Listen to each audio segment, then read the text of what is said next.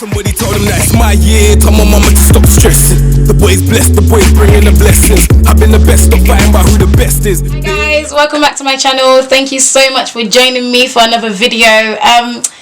This video today, I'm actually really nervous about it, just because I've never shared this issue with anybody before, except for my pastor. Like, I just tell him everything, I guess. But I've not even told my mom that I've got this issue. It's just something that really bugs me, and I just thought to myself, surely I'm not the only one who is going through it, and there might be several, like thousands of people who are also going through it. And I would just love to know, like, how you deal with it, or just how it affects your daily life. Like, I know it affects me, which is why I want to talk about it. And in doing so, I feel like it will take a weight off my shoulder, and just, I don't know, I'd just love to like hear how you deal with it, and maybe it might be something that will be helpful to me as well.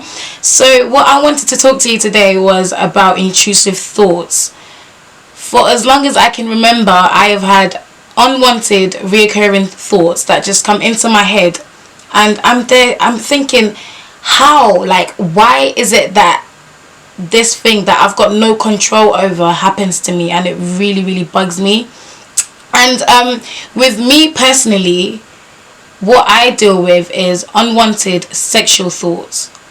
I know there's several people out there who might deal with, like, maybe unwanted violent thoughts or whatever, but I don't get any of that. I get unwanted sexual thoughts, and it really it gets under my skin, and I don't know why it happens. I'll let you know. Like, I'll give you an example. So, intrusive thoughts. So I might be at the most random place. I might be with a friend, I might be at church, and I will get like a random image of like a penis in my head, or a random image of something, or a random image of a guy, or a scene from a film or something like that. And when I started noticing this thing, I went straight to my pastor, spoke to him about it. I'm always asking questions that, how do you deal with intrusive thoughts? And especially when they come at the most random moments of your life, when you're just not expecting it. Especially like times when I'm at church and I'm trying to concentrate,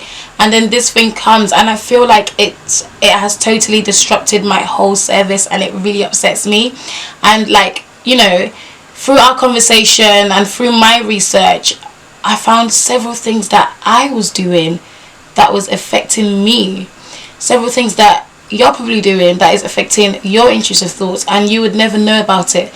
So yeah, like, that's my personal problem with intrusive thoughts. It's sexual thoughts at random moments. So when I started to notice it, I wanted to like, I keep a log of everything. Like, when I get migraines, I keep a log of it, just so I know, because then you can work out what triggers it, what were you doing that it comes, or whatever. So I tried to do that with my intrusive thoughts, and I found that there was no pattern. So I don't actually know, I can't say when it happens, because it happens whenever. There's no pattern to it, and I can be doing anything or nothing and it would happen. So yeah, there's no pattern to it, there's no trigger to it, nothing triggers my intrusive thoughts. It happens like in a random moment. So like I said, in my in my endeavor to try and find a solution to something that bugs me, it really affects my quality of life, because I don't like that I get the thoughts. It makes me feel like I'm sinning, because I think that is God judging my thoughts, but then I think that I've got no control over it, so surely he isn't. But through my research and ways to find a solution to it, I found that I did have control over my thoughts, and I did have control over what was going into my head because of the power of my mind, which is another thing that I wanted to talk about. So when I was like reading up and reading things and speaking to my pastor, he made me to understand how powerful our mind is.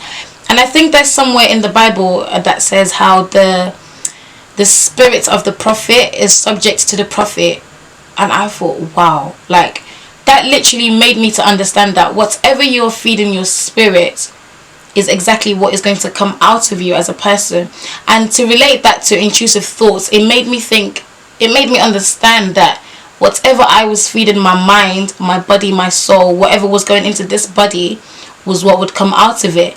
And whether that was in the form of what I say out physically or the form of what I think about. So I sat down and I thought, wow, like, could it be books that I was reading? Could it be movies that I watch? Could it be music that I listen to that makes these thoughts come? And then, yeah, through my search in that, and I came through how, obviously, we all have a subconscious mind, but you've got no control about what goes into your mind directly, but indirectly you do because of what you're feeding it. So when I sat down and I thought, okay, why is it sexual? What do I watch? What do I listen to?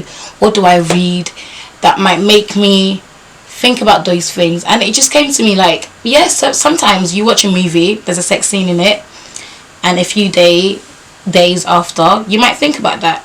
You might not purposely think about it, but it will come into your head. But that was because you watched that movie. If I never watched it, it might not have come into my head. So then, yeah, like I said, I sat down, I thought, okay, I think 2 years ago or last year when 50 Shades came out, I read it. I read the whole book. I was in boarding school at that time, and like all the girls were reading it. We all just read it. It was a laugh. When the film came out on Valentine's Day, I think 2 years ago or last year, I went to watch it, and I thought, oh my god, like, it's basically like, that's probably one of the reasons or something that contributes to why it is that you're getting these thoughts. And you know, like, I read the books, I watched the movies, there's some music that we listen to that will promote sex or sexuality, and yeah, so I thought, oh my god, like, I need to stop doing those things, because if the outcome of what I am feeding myself through those things is starting to affect me, in a sense that it is affecting me because I don't like it when I get those thoughts, then I thought, well, stop reading those books, stop watching those movies or listening to those music that promote sex, then maybe the thoughts might stop. The thing that stood out to me the most is how your subconscious mind is the powerhouse to who you are. That basically meant to me that everything that I was feeding myself, everything that I watched, I listened to, I spoke about, I heard, everything, all of that was shaping me as a person. All of that was making me to become the person that I was. And when I realized that, I thought, wow. So to me, through that, I felt like I have now found not a 100% solution, but a way to kind of stop or reduce these thoughts that are really starting to bug me. So when I found that out, I thought, okay, so how am I going to go about not getting these anymore, or not getting them as much as I do, or even just having that little bit more control over them? And the other thing that I realized about my thoughts are they're always generally negative. Can I say negative? Yeah, I think I'm going to say negative, in the sense that they're always or usually against my morality, against my belief, and thus it has become a taboo for me to even have that in my mind. So I think that's what really gets to me about this thing, and why it's becoming an issue, is that I just feel like it shouldn't